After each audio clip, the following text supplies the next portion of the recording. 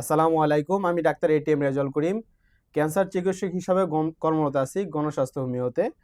আমি doctor S M Sarwar স্যারের সহযোদ্ধা হিসেবে কাজ করতেছি এখানে দীর্ঘদিন যাবৎ। ক্যান্সার ভালো হয় না এই কথার কোনো ভিত্তি নাই। আমরা এই কথা আগেও বলতেছি, এখনো বলি।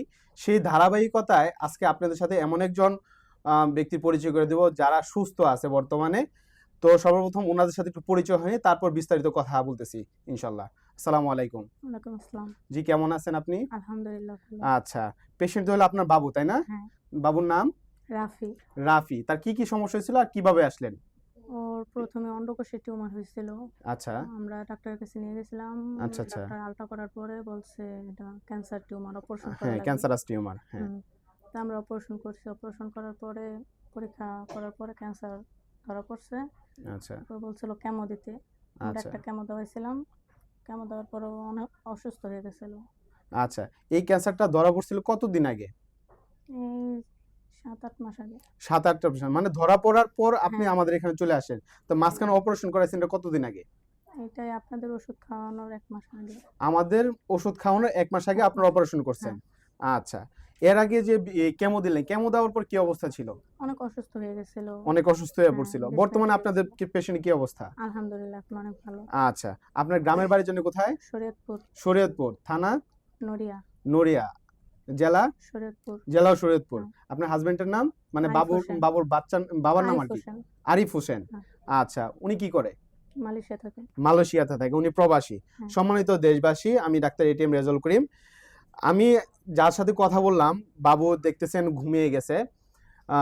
তার টেস্টিকুলার কার্সিনোমা ছিল, মানে অন্ডকোষে টিউমার ছিল, সেখানে ক্যান্সার ধরা পড়ে। ওনারা আমাদের এখানে প্রায় ৭ মাস ওষুধ খাওয়ার পর বর্তমানে সুস্থ আছে। যেখানে ওনারা এই টেস্টিসে অপারেশন করানো হয়েছিল। অপারেশনের পর যখন তারা কেমো দেয়, কেমো দেওয়ার পরে আরও একটা দুর্দশা অবস্থার সৃষ্টি হয়। সেখান থেকে বর্তমানে ওনারা যে রিপোর্ট করে নিয়ে আসছে, রিপোর্টগুলো সম্পূর্ণভাবে আলহামদুলিল্লাহ ভালো আছে। আপনারা দেখতে পারেন। সেই সাথে সাথে ওনার পরিচয়, ঠিকানা আমরা সবকিছু বললাম। আবার আমরা জেনে নিব ইনশাল্লাহ।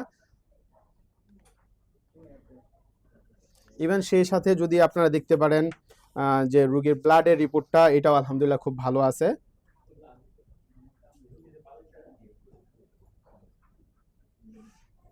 আচ্ছা, আমাদের এখানে আসার পর আপনি চিকিৎসা নেওয়ার পর কি অনুভব করতেছেন, বা আপনার অনুভূতি কি যদি একটু বলতেন, আমাদের স্যার সম্পর্কে যদি বলতেন।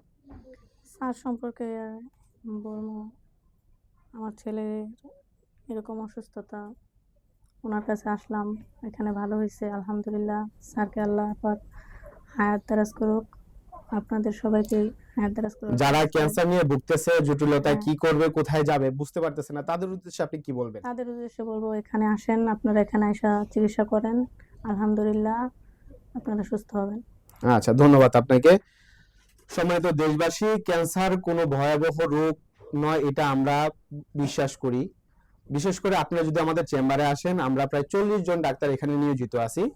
সেই সাথে আমাদের মেডিসিন সেকশন আলাদা, আমাদের সামারি সেকশন আলাদা, এবং আমাদের সাথে বর্তমানে এমবিবিএস ডাক্তার সহ বিএচএমএস ডাক্তার আছে, এবং সরকারি হোমিও ডাক্তারও আছে। তো আমাদের সাথে যারা কাজ করতেছে সবাই খুব অভিজ্ঞ ব্যক্তি। বিশেষ করে আমাদের doctor S M Sarwar sir, উনি খুবই অভিজ্ঞ ব্যক্তি। প্রায় 27 বছর যাবত এই ক্যান্সারের উপরে উনি গবেষণা করে যে সকল মেডিসিন প্রয়োগ করে, সেগুলো রোগীর সিমটমস ওয়াইজ ভিত্তিক প্রেসক্রাইব করা হয়, যা একটা রোগীর জন্য খুবই সুইটেবল ভাবে কাজ করে। আপনারা আসেন, আমাদের সাথে যোগাযোগ করেন, ইনশাল্লাহ আপনাদের রোগ নিয়ে কোনো ভয় নাই। সুস্থ করার একমাত্র আল্লাহ তাআলা। আসসালামু আলাইকুম।